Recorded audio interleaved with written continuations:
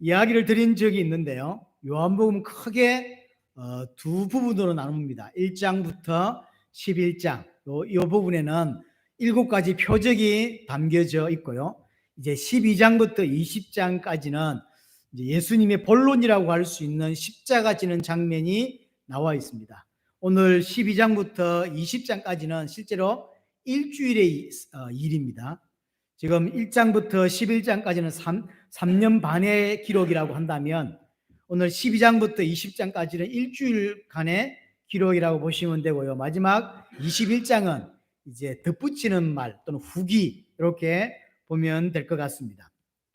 재밌는 건 의도했는지는 모르지만 첫 번째 표적이 가나 혼인 잔치에서 시작되었고 이제 표적이 다 끝나고 이제 십자가 사건의 시작점에서 또 잔치로 시작을 하고 있다고 하는 거죠. 그리고 이것은 결국은 어떤 걸로 연결되냐면 계시록의 어린 양 혼인 잔치로 마무리가 되는 것으로 이렇게 연결이 사실은 되어집니다. 오늘 본문은 마치 나사로의 집처럼 보입니다. 1절에 보면 나사로가 예수님 옆에 앉아 있고 여전히 마르다는 분주하게 일을 하고 있고 이런 장면. 그래서 다른 사람들이 보면 그냥 얼핏 보면 나사로의 집이 아닌가 이런 생각이 들어지는데요. 오늘 본문과 똑같은 본문이 마태복음 26장, 마가복음 14장에도 나옵니다. 여기는 장소를 일부러 기록을 해 두었어요. 나병 환자 시몬의 집이다 이렇게 돼 있어요. 지금도 나병 환자란 말은 아니겠죠. 왜냐하면 사람들이 많이 잔치하고 들어왔다는 이야기는 나병 환자가 나았다는 이야기인 거죠. 그래서 나병 환자였다가 예수님을 만나서 나병이 치유받은 거죠. 그 집에서 오늘 모임을 하고 있습니다. 그래서 어떤 학자들은 억지로 끼워 맞추기도 합니다. 이 시몬이라고 하는 나병 환자가 마리아나 또는 마르다의 혹시 남편 아니었었나 뭐 이런 이야기도 하는데 그는 너무 이제 추측을 원하는 어떤 학자들인데 그리까지 갈 필요는 없을 것 같고요. 오늘 본문의 핵심은 마르다도 아니고 나사로도 아니에요. 마리아입니다. 그렇죠. 일하고 있는 마르다 또는 예수님 옆에 앉아 있는 나사로가 주인공이 아니에요. 11장은 나사로가 주인공이지만 12장 초반부는 마리아의 신앙에 대한 이야기를 하고 있고 이것이 무엇을 의미하는지가 오늘 본문 내용의 핵심입니다. 자, 1절에 보시면 유월절 엿새 전에 그랬죠. 그러면 다가오는 유월절 일주일 후라고 볼 수 있죠. 6일 뒤에 유월절 예수님은 십자가에 못 박히게 됩니다. 그 사건 엿새 전이라고 하는 것이죠. 이 사건의 의미를 예수님이 7절에 정확하게 기록을 해 두셨어요. 그를 가만히 두어 나의 장래할 날을 위하여 그것을 간직하게 하라라고 합니다. 예수님께서 십자가 달리기 엿새 전 벌어진 사건이라는 것을 이야기하면서 예수님의 죽음을 암시해 주고 있고 7절에 나의 장래를 위한 것이다 라고 구체적으로 설명을 해주고 있습니다. 그래서 유대인들에게 더욱이 유월절이라는 단어를 써서 유월절 하면 우리 오전에도 그 이야기를 했지만 구약 성경에서 메시아의 죽음에 관하여 메시아의 죽음을 통하여 구원을 설명하는 가장 확실한 절기가 출애굽기고 그게 유월절인 것이죠. 그래서 유월절이라는 단어를 일부러 사용하시고 그래서 예수님은 바로 유월절에 어린 양으로서 죽는 것이다라는 것을 우리에게 암시적으로 예표적으로 보여주고 있는 것입니다. 또 하나가 나사로 옆에 앉혀놨죠. 이건 똑같은 세팅 장면이에요. 죽었다가 살아난 나사로를 통해서 예수님이 이제 얼마 가지 않아서 죽게 될 것이고 또한 이와 같이 살게 될 거다라는 것을 넌지시 또 한번 암시해 주고 있는 것입니다. 예수님은 반드시 죽으셔야만 합니다.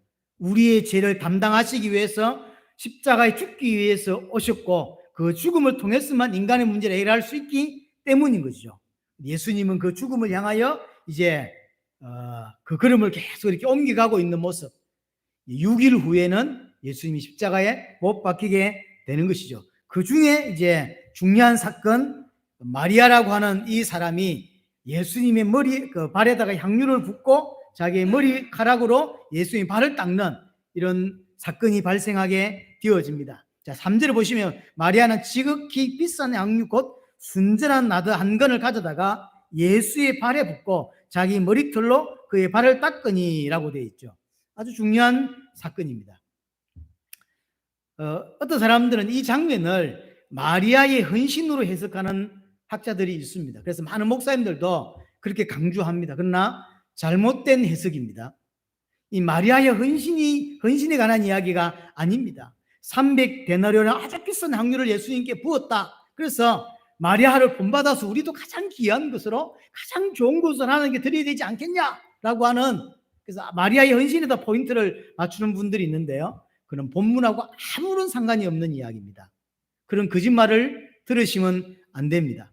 자, 이제 먼저 하나 봐야 될 게 뭐냐면 비싼 향유라고 3절에 이야기했는데 5절에는 그것이 얼마나 비싼지를 이제 가룟 유다가 이야기를 해주죠. 300데나리온에 팔아라고 했죠. 아마 원래는 그보다 더 훨씬 가치가 있을 가능성이 있습니다.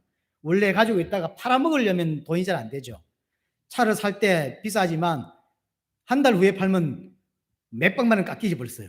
똑같은 거죠. 이게 이제 가룟 유다가 계산했을 때 300데나리온에 팔 수 있는 물건이다 이런 거죠. 그럼 300데나리온이 얼마나 큰 값인지는 우리가 계산하기가 어려워요. 근데 이제 1데나리온이 보통 당시 예수님 당시에 노동자의 하루 품삯입니다. 그러면 이 사람들은 안식일 다 지키고 하는 사람들이니까 365일 중에서 이리저리 다 빼면 300일 정도 일하겠죠? 그럼 1년 연봉 정도가 된다는 거죠. 한 달에 200만 원을 버는 사람이라면 최소 2,400만 원에 2,500에서 3,000만 원 정도의 가치가 된다는 거예요. 그리 따지면 굉장히 비싼 거죠. 이런 향유를 들고 오더니 갖다 부은 거예요. 근데 이 값어치가 3,000만 원짜리 된다는 거죠. 싼 게 아닙니다. 아주 비싼 걸 이렇게 갖다 부었죠. 부으니까 막 바로 이야기가 나와요. 그게 이제 4절 5절입니다. 제자 중 하나로서 예수를 잡아줄 가룟 유다가 말하되 이 향유를 어찌하여 300데나리온에 팔아 가난한 자가 주지 아니했냐 하고 이제 비난을 합니다. 비난을 가난한 자들에게서 했으면 훨씬 더 유익됐을 건데 왜 이런 쓸데없는 짓을 했냐, 왜 돈을 그렇게 낭비하냐, 이렇게 비난을 하는 거죠.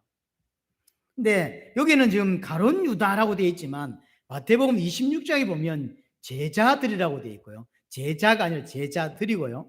또 마가복음 14장에 어떤 사람들이라고 되어 있고요. 오늘 요한복음 본문에는 아예 찝어서 가룟 유다라고 했는데 종합해 보면 대부분의 제자들도 여기에 동조했다고 보여지고요. 또 많은 유대인들이 아마 놀랬던 것 같아요. 저 비싼 걸 예수님 발에다가 좀 미친 거 아니야? 이런 분위기인 거죠.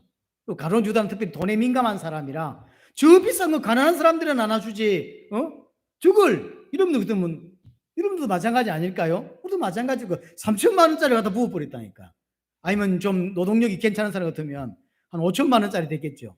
5천만 원짜리 갖다 부어버린 거예요. 이런 반응이 나온 거죠.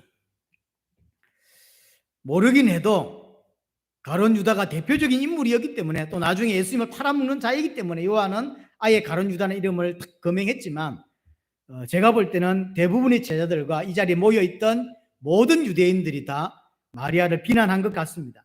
그래서 요한은 하나 더 붙였습니다. 도둑이다 하고 이야기를 한 거죠. 도둑이라서 돈에 지금 이렇게 받다, 그래서 돈깨를 맞던 자고 거기에 넣는 것을 훔쳐간다라고 이야기를 합니다. 아마 이건 ING인 것 같아요. 지금도 가룟 유다는 예수님 몰래 살짝 돈을 지 호주머니 챙겨 넣는 것 같습니다. 여러 가지 이유로.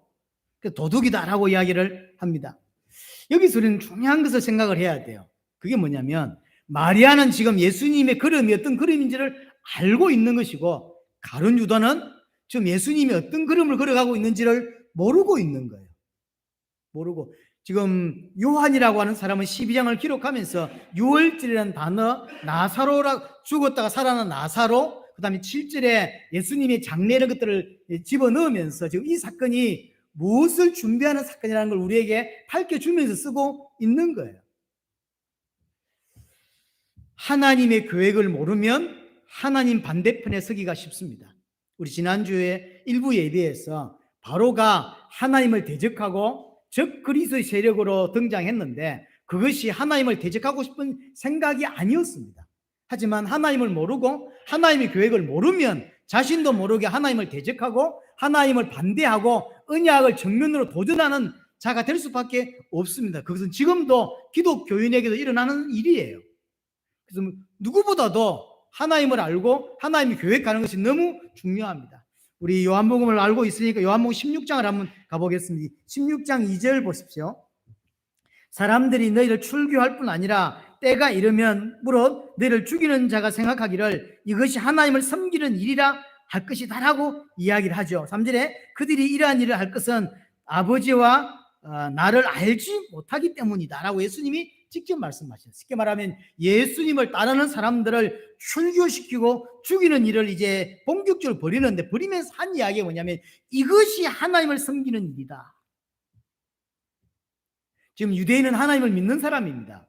하나님을 믿지만 자기가 생각할 때는 예수를 믿는 사람을 죽이는 것이 하나님의 뜻이고 그게 하나님을 섬기는 일이다라고 믿은 거죠. 왜 이렇게 했냐라고 할 때 예수님이 뭐라고 답을 냈냐면 아버지를 알지 못하고 나를 알지 못하기 때문에. 그래서 똑같죠. 바로도 마찬가지죠. 하나님을 알지 못하고 복음을 모르면 100% 복음 반대편에 씁니다. 교회를 다니고 찬양을 하고 많은 걸 하지만 하나님 반대편에 서 있게 된다니까요. 그래서 누구보다도 하나님을 아는 것, 하나님의 계획을 아는 게 너무 중요합니다.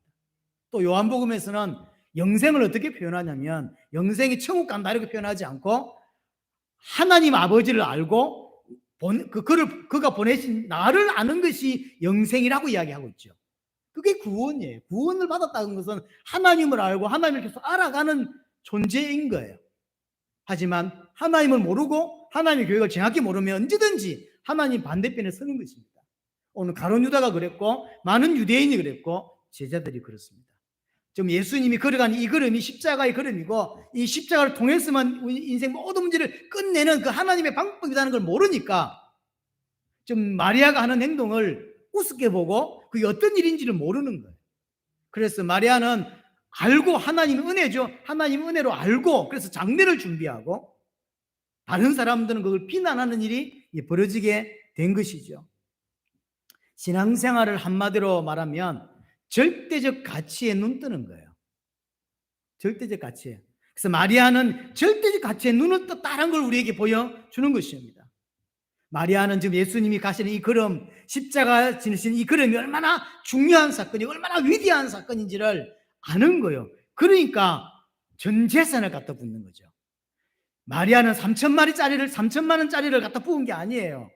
모르긴 해도 마리아의 전 재산을 갖다 부은 거예요. 올인했다니까요. 하지만 복음을 모르는 사람이 볼 때 그 마리아의 행동이 좋게 보일까요?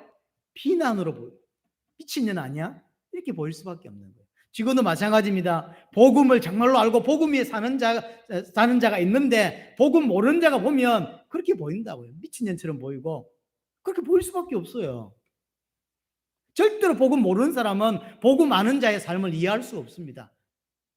시간 만나면 교회 가고 찬양하고 헌금하고 이걸 일반 기독교인도 이해 못한다니까요. 거기다 시간 내서 당세복 나가고 헌금하고 그렇죠. 신앙생활은 절대적 가치에 눈 뜨는 거예요.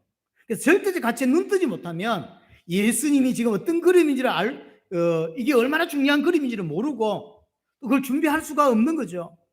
마리아는 비싼 향유를 부은 게 아닙니다.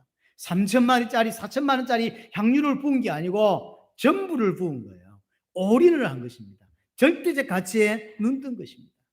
예수님께서 말씀하시기를 마태복음 13장에 보시면 천국은 마치 밭에 감추인 보화와 같다라고 하면서 복음을 설명해 주십니다. 어떤 농부가 밭을 가는데 다른 사람 밭이죠. 밭을 가는데 그 밭 안에 어마어마한 보화가 발견된 거예요. 그리고 쌍부도 두고 돌아와서 자기의 모든 전 재산을 털죠. 이것을 사람들이 비난한단 말이에요. 미친 거 아니야? 저 쓸데없는 밭을 왜 사? 라고 한다고요. 하지만 이 사람은 왜 사죠? 보화를 받기 때문인 거예요. 우리 인생의 참된 보화 그리스도가 발견되면 우리 인생의 참된 보화 예수 그리스도가 발견되면 올인할 수밖에 없고 인생을 던질 수밖에 없게 돼 있어요. 적당하게 교회 왔다 갔다 하고 적당하게 예배하고 절대로 그리스도가 발견되지 않았기 때문에 나오는 행동이에요. 그리스도가 진짜 발견된 자는 그렇게 살 수가 없게 돼 있어요. 그렇죠. 그 초대교회 대부분의 이렇게 제자들, 그리고 70인 제자들 대부분들은 다 순교할 수밖에 없었던 게 뭐냐면 절대적 가치에 눈을 떴기 때문이에요. 자기 생명보다 귀한 건 없습니다. 하지만 복음은 자기 생명보다 귀하게 보인단 말이에요. 절대적 가치에 눈 뜨니까 인생을 건다고. 자꾸 제보고 하나빛교회 요즘 어떻습니까? 자꾸 묻는 사람들이 요즘들은 많아요. 왜 묻냐라고 할 때 당신이 설교하는 그 설교를 당신 교회 성도들은 깊이 받아들이냐, 이걸 묻고 싶었던 것 같아요. 잘 모르겠다 그랬어요. 성도는 절대적 가치에 눈 뜨지 않으면 적당하게 교회 다닐 수밖에 없어요. 적당하게. 마리아 보세요. 그렇지 않습니다. 올인을 했다니까요. 빌립보서 3장 7절은 바울이 이야기합니다. 나도 자랑 좀 할 수 있는데 자랑하지 않고 내가 모든 것들을 배설물로 여긴다라고 하죠. 뭐 때문에? 조건이 있습니다. 무조건 모든 내가 가지고 있는 모든 게 배설물이다. 미친놈이에요.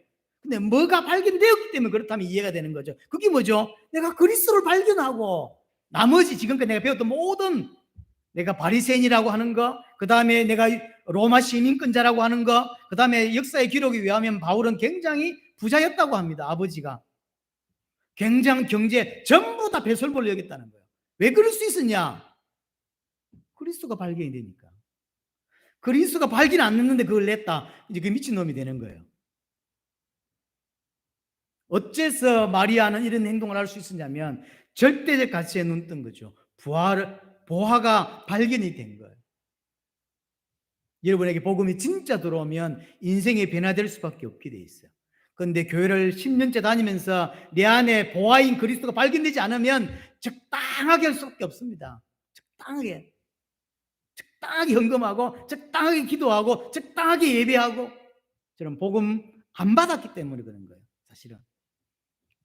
자, 오늘 본문의 핵심이라고 할 수 있는 마리아가 향유를 예수님께 붓는 사건, 이것은 예수님이 직접 말씀했죠. 예수님의 죽음, 예수님의 십자가를 위한 거다라고 이야기를 하죠. 7절에 다시 봅니다. 나의 장례할 날을 위하여 그랬습니다. 예수님은 6월절에 어린 양으로 오셨고 6월절에 어린 양으로 십자가에 죽게 되는 것입니다. 그런데 이 이야기가 세례요한이 처음부터 했던 이야기죠. 요한복음 1장 29절에 예수님을 뭐라고 표현했죠? 세상 죄를 지우고 가는 하나님의 어린 양이다라고 이야기를 했어요. 처음부터. 그래서 요한복음을 자세히 본 사람은 예수님이 세상 죄를 위해서 죽는 하나님 보내신 구원자구나, 어린 양이구나라는 것을 눈치챌 수밖에 없는 것이죠. 예수님은 6월절에 속죄 제물로 죽으시는 것입니다. 자, 구약을 생각해 보세요. 6월절 어린 양의 피 바를 때 심판을 받지 아니하고 애굽에서 빠져 나올 수 있었습니다. 애굽인 세상과 사단인 바로에서 또 하나님의 진노가 있는 그곳에서 빠져나올 수 있었다. 건진받을 수 있었다라고 하는 거죠. 그럼 그 어린 양의 피가 뭐냐? 바로 참 구원자이신 예수 그리스도의 보혈을 예표하는 것이고 암시하는 거였던 거죠. 이것이 왜 필요했을까? 이것이 인간을 구원하신 하나님의 방법이었다는 것이죠. 인간은 절대로 인간 자신의 문제를 해결할 수 없는 큰 문제를 가지고 있습니다. 그것은 하나님이 해결해 주셔야 돼요. 사단의 문제는 인간이 해결할 수 없고, 죄의 문제는 인간이 해결할 수 없고, 하나님과 단절된 문제는 인간이 해결할 수 없습니다. 그래서 하나님이 그리스도라고 하는 메시아라고 하는 분을 보내시기로 약속하셨고, 그 메시아의 죽음을 통하여 우리를 건지기로 하신 것입니다. 그래서 메시아가 와서 십자가 죽으면 어떤 일이 벌어지냐면 히브리서 2장 14절, 죽음을 통하여 죽음의 세력을 잡은 자 곧 마귀를 없이 하시며, 그 십자가 사건을 통하여 예수 그리스도의 십자가 사건을 통해서 사단의 문제를 끝낼 수 있고, 히브리서 9장 12절에 말한 대로 지금까지는 염소나 양이나 이런 것의 피로 말미암아 하나님께 나아갔는데 이제는 예수의 피로 말미암아 영원한 속죄를 이루셨다라고 하죠. 우리의 모든 죄를 끝낼 수 있고, 히브리서 10장 19절부터 20절, 하나님 만날 수 있는 새롭고 사는 길이 열리게 되는 것이죠. 그래서 예수님의 십자가 사건으로만 인생의 모든 문제를 끝낼 수 있는 것입니다. 이것이 하나님께서 인간에게 약속하신 언약입니다. 오늘 마리아가 왜 중요하냐면 마리아가 이걸 알았다는 거죠. 어떻게 알았냐? 몰라요. 그건 기록해 두지 않았어요. 하지만 마리아는 그걸 알았고, 그래서 예수님이 지신 십자가를 준비하고 있다라고 오늘 예수님이 직접 말씀해 주고 있는 거죠. 자, 이스라엘은 언제 기름 붓는 걸 생각해 보세요. 우리가 잘 알다시피 임직을 받을 때 기름을 붓죠. 왕, 제사장, 선지자. 이렇게 임직을 받을 때, 왕으로 세워질 때 기름을 붓고, 선지자로 세워질 때 기름을 붓고, 제사장으로 세워질 때 기름을 붓습니다. 이 말은 예수님이 그리스도의 직분을 감당한다는 이야기고, 또 하나 기름 부을 때 있죠. 그게 장례식 때입니다. 예수님이 그리스도이시고, 그래서 예수님이 좀 자신의 생명을 통해서 우리를 구원하기 위한 그 사건을 좀 하고 있다라고 하는 것을 보여주는 것이죠. 그리스도의 일을 위해서 죽으시는 것임을 우리에게 보여주고 있는 것입니다. 이 말은 결국 마리아는 예수님이 누구며 어떤 일을 하셔야만 되는지를 알고 있다고 하는 거죠. 어떻게 알았는지는 모릅니다. 하지만 분명한 것은 마리아는 예수가 누군지 알고 있고 예수가 무엇을 하셔야 되는지를 알고 있다는 거죠. 그럼 예수님이 하시는 그 일을 통해서 내 모든 문제가 끝이 난다는 걸 알고 있다는 거예요. 그래서 기름을 붓는 거죠. 자, 3절에 보면 기름을 붓고 예수의 발에 기름을 붓고 자기의 머리털로 그의 발을 닦으니라고 했죠. 자기의 머리털로 발을 닦았다라고 했죠. 자, 다시 예수님 당시로 돌아가 봅니다. 예수님 당시에는 노예가 있었습니다. 그래서 손님이 왔을 때 발을 누가 씻기냐면 그 집의 종이 씻기죠. 이 말은 지금 마리아는 예수님을 주인으로 모시고 있고 자기는 그 예수님의 종이다라고 하는 것을 말해주고 있는 거죠. 또 하나, 머리카락을 가지고 예수님 발을 닦았다라고 했죠. 상징적으로 여자에게서 가장 영광스러운 게 뭐냐라고 할 때는 머리카락이에요. 근데 가장 영광스러운 걸 상징하는 머리카락을 가지고 예수님이 가장 더러운 발을 씻겠다고 하는 것. 어떤 의미죠? 자기를 부인하고 자기가 예수 앞에 종인 것을 인정하고 그래서 그 주님 앞에 순종한다라고 하는 표시입니다.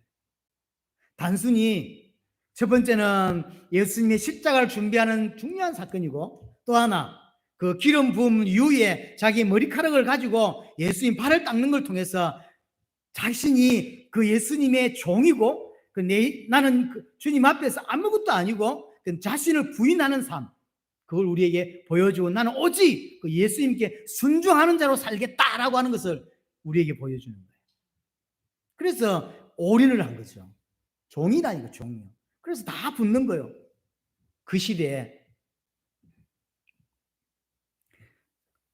오늘 본문에 나와 있지 않는 이야기가 하나 더 있습니다. 나중에 마태복음 26장, 마가복음 14장을 집에 가서 한번 읽어보세요. 똑같은 본문인데 우리 본문에는 안 나와 있지만 요한복음은 안 나와 있지만 마태나 마가복음에 나와 있는 게 뭐냐면 예수님이 하신 말씀 중에 복음이 전파되는 곳에 이 여자가 행한 일도 기억하고 기념해라라고 이야기했어요. 자, 물어봅시다. 여러분들이 복음을 받을 때 이 여자 이야기도 들으셨나요? 보통은 안 듣죠. 그럼 예수님 그렇게 말했잖아요. 복음을 전할 때 이 여자 이야기도 함께 이야기해라 라고 했잖아요. 그러면 제가 중담이 나가서 복음 전하고 자 하나 빠졌습니다. 그래서 이 마리아 이야기를 다 해줘야 돼. 그래야 되는 거 아닌가요? 그 말 아닌가요? 그 말이 아니에요. 오늘 마리아의 이 사건, 항류 사건은 복음이 내용이 그대로 담겨져 있는 내용이라는 거죠. 그래서 마리아 이야기를 해라 이 말은 복음이 올바르게 증거되면 마리아가 했던 그 일이 그대로 증거된다는 이야기예요. 그 이야기지. 복음 설명했으니까 예수님 명령입니다. 마리아 이야기를 제가 하겠습니다. 그래서 마리아 이야기를 해주고 왜냐하면 예수님 그렇게 명령했으니까 그 이야기가 아닌 거예요. 마리아의 헌신은 복음의 내용을 담고 있는 헌신이란 말이에요. 마리아의 행동은 복음의 내용을 담고 있는 행동인 것이죠. 쉽게 말하면 인생의 문제가 뭔지를 알았다는 이야기고 예수가 누군지를 알았다는 이야기고 예수님이 지신 십자가를 알았다는 이야기고 그 십자가로 또 어떤 일이 벌어지는지를 알았다는 이야기인 거죠. 그래서 자기 인생을 거기에 드렸고, 자기 가장 영광스러운 걸 쓰고 가장 예수님이 더러운 것을 닦는, 자신을 부인하고 신앙생활까지 하는 거죠. 자신을 부인하고 그 앞에 순종하는 삶, 그게 마리아입니다.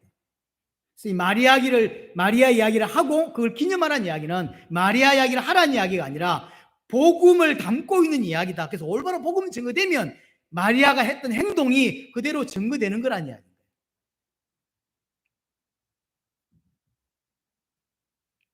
마리아의 모습이 또한 예수님의 모습을 담고 있음을 보여줍니다. 오늘 이 마리아의 모습에서 마리아는 예수의 죽음을 준비했고 그것 때문에 비난받고 조롱받습니다. 예수님 또한 가장 영광스러운 자리에 계신 분이 가장 낮아진 자리에 오셨고 그것만 해도 영광 받으셔야 되는데 비난받고 조롱당하고 십자가에 죽는 그런 모습을 통하여 우리를 구원하시죠. 이게 마리아의 모습은 곧 예수의 모습에 담겨져 있습니다. 이는 일부 예배와 또 연결이 되죠. 결국 예수의 모습은 우리의 모습으로 드러나야 되는 것입니다. 모세가 경험했던 것은 이스라엘이 나중에 경험하게 되고요. 참 구원자 예수님이 이 땅에서 행하신 모든 것들은 곧 그것은 성도의 삶이 되는 것입니다. 그렇죠? 그래서 마리아의 모습 속에 예수님의 삶이 들어있고요. 예수님의 삶에 우리의 모습이, 성도의 모습이 들어있는 것입니다. 성도의 삶은 한마디로 예수 그리스도의 삶입니다. 그 예수 그리스도의 삶의 핵심은 결국 십자가와 부활입니다. 동일합니다. 그래서 오직 하나님을 신뢰하고 오직 하나님께만 순종하고 어느 정도요? 죽기까지.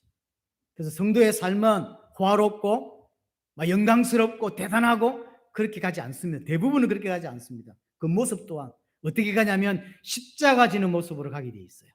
십자가 지는 모습으로. 반드시. 그래서 우리는 예수님의 죽음에 동참하는 자로, 십자가 지는 자로 단순히 내 소중한 것을 좀 내어드리는, 내한테 시간이 중요한데 주일 시간을 아예 하나님께 바치는, 이게 신앙생활이 아니라니까요.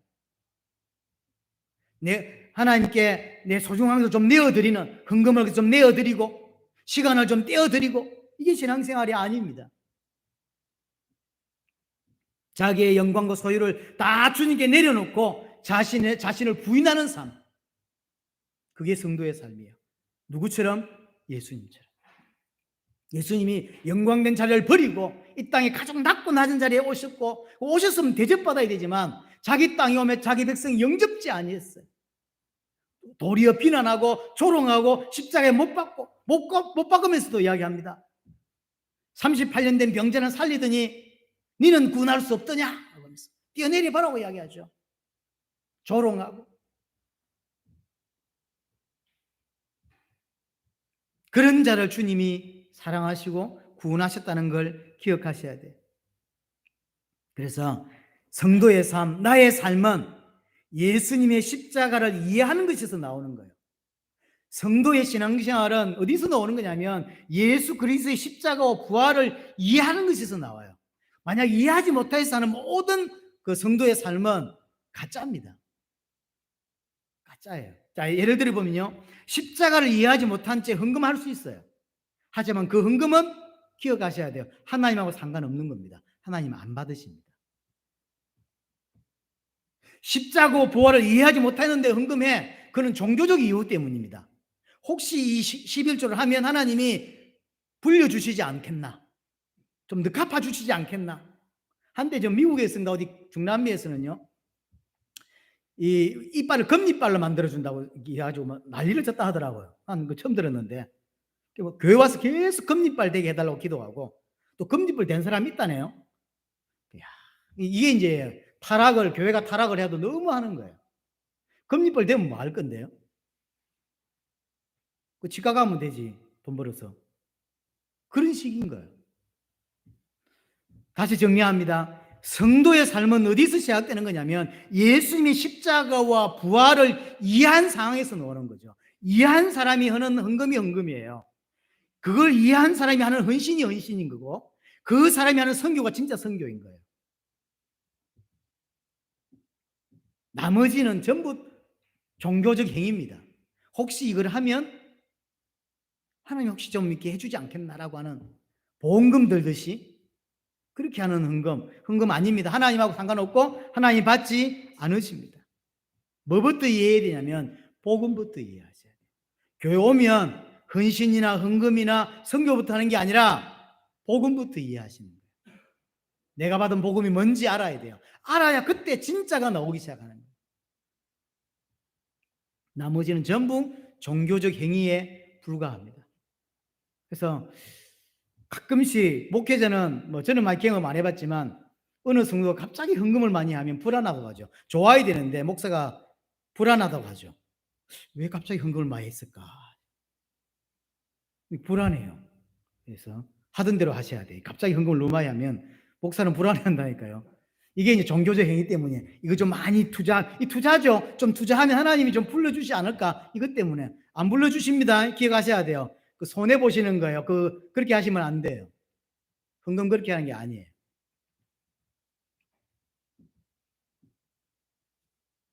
그래서 정리하자면 헌신은 내가 가진 것을 주님께 드리는 것이 아닙니다. 내가 가진 것을 주님께 드리는 것이 아니라 내 자신을 하나님께 온전히 드리는 영광스러운 행위가 헌신이에요. 이를 보실 때 마리아가 어떻게 보입니까? 마리아의 헌신은, 마리아의 행동은 자기 자신을 온전히 하나님께 내어놓고 주님께 내어놓는 그런 거예요. 그게 온전한 헌신이고 그게 온전한 성도의 삶인 것입니다.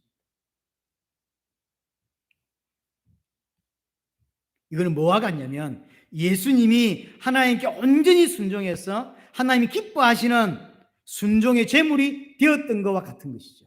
그것을 본받은 우리 또한 예수님께 온전히 순종하고 그 예수님의 삶에 동참하는 것, 그것을 주님이 기뻐하시는 거예요.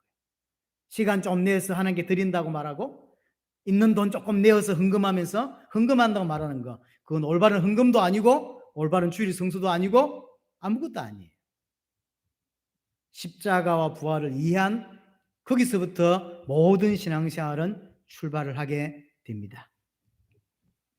자, 가룟 유다의 삶을 보세요. 가룟 유다의 관심, 예수님을 이용하는 것에 모든 게 관심이 있습니다.